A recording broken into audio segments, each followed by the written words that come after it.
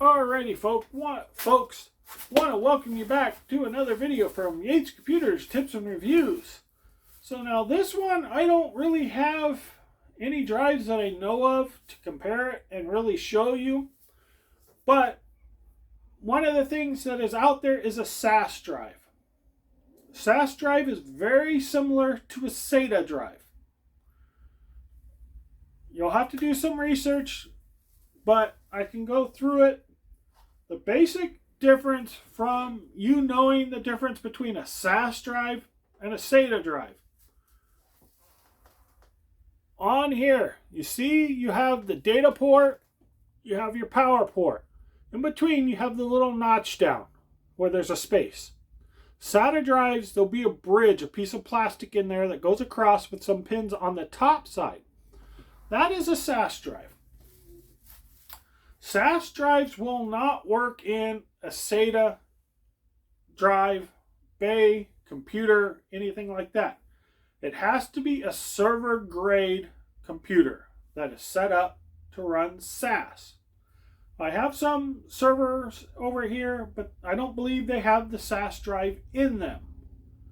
I will have to check. I'm pretty sure they were SATA drives. That's what I bought the 1 terabyte drive for. Was this one. Was for that server that I was going to use as a data server. It has SATA. It doesn't have the SAS.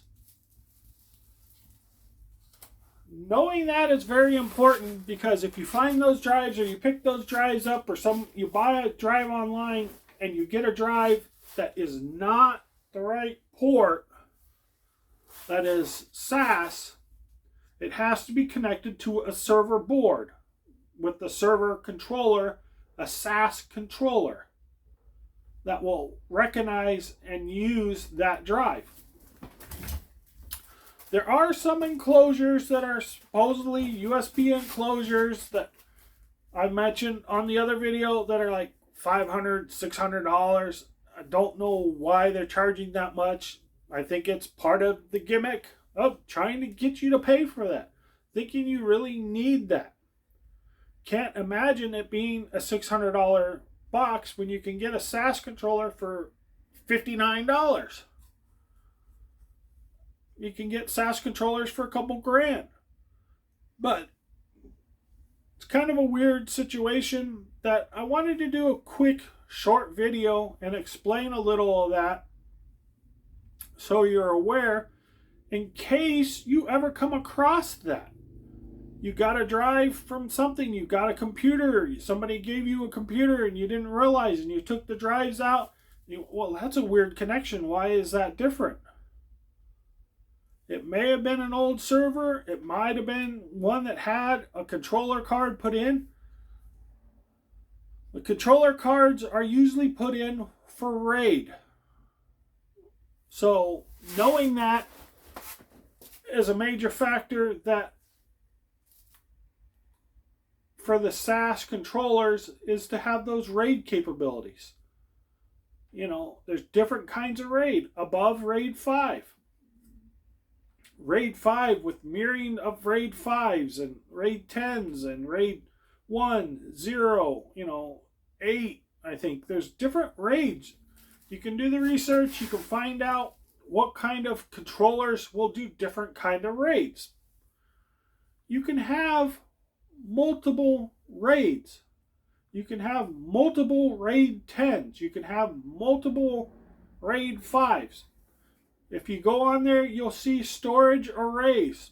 You'll have people like Linus and other things that have set up their boxes with, 80 drives in it, the 40 terabytes or whatever ridiculous storage numbers they come up with by putting so many drives in there.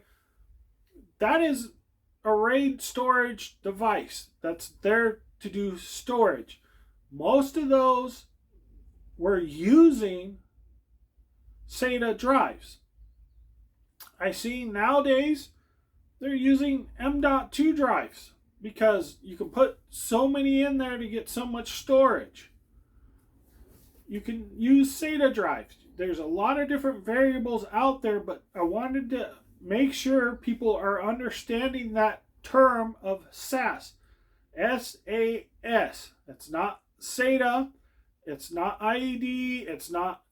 It's completely different format that is backwards compatibility with SATA in most cases.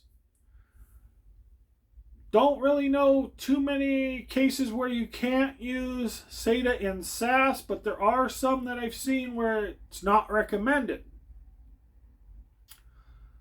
Knowing that and understanding that, that is more of a server line, high-end, professional end type of thing.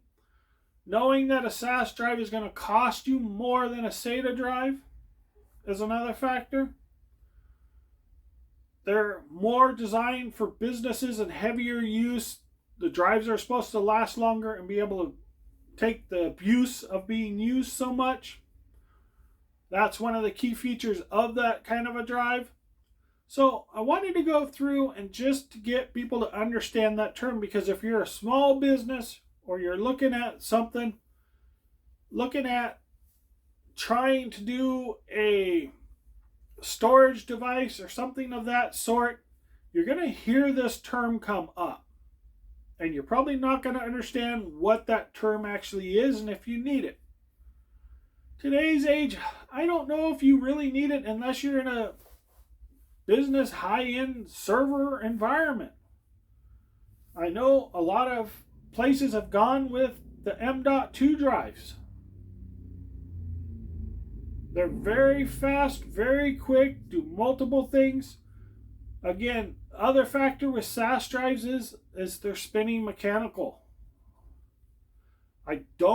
They are drives, and I don't know the exact port, that are solid state, basically SAS drives. I have not used those. I've not actually physically had one of those to check those out. But there are other versions of those drive styles out there. And that's pretty much self-explanatory. If you can get it in SATA, you're going to get it in those other form factors. There's a huge cost difference. I've seen them for sale and seen the cost, and whoa, like, that is nuts. Now, benefits, I don't know. When you hook it up to a Xeons, multiple Xeons, 4 Xeons running, multiple cores, some of these new AMDs running, 64 cores, and you put 4 CPUs in there, you're talking high-end stuff. Most people aren't even going there, aren't even looking at that. But this is those terms that they throw out there, again, as a marketing and as a ploy to try to get you to buy something that I think you really, really don't need. But it's the way to market it, to tell you this device will do so much greatness and so great, so that you spend so much on this item that you don't need. And again, today's age, you can spend a lot of money and overbuy on things that you can't really use the full capabilities of. So that's why I wanted to do this video, especially in 2024. You'll hear this term, you'll see this term, you'll see it in literature and benchmarks and a lot of things, to be aware that there is a difference between SAS and SATA when it comes to server ends and other type of things, that storage data and all of these type of things, these terms will come up. And to understand when they tell you how much data, how fast the data, to know what kind of drive they're actually talking about, because most people will assume they're just talking about a SATA drive. It might not be a SATA drive. And it could be a SATA solid state drive. Or it could be a SAS SATA solid state. It could be a lot of different variables out there today. Could be an M.2 NVMe in there. We have a computer that we had that come in that has an M.2 in there. There's a converter card in there that put that in there. So the technology's out there. and that is a server-based computer that we used for databases and other things, that is out there that people will come across. You'll see the literature, you'll see them talk about these things, you'll see benchmarks, and you'll see results and other things that they'll tell you. But understanding what it is, how they're using it, when they're using it. So this is the real reason I did this video. Again, head on over, hit subscribe, so you understand what a SAS drive actually is. And it is different, very different, than a SATA drive and an M.2 drive. Alrighty, thank you all so much.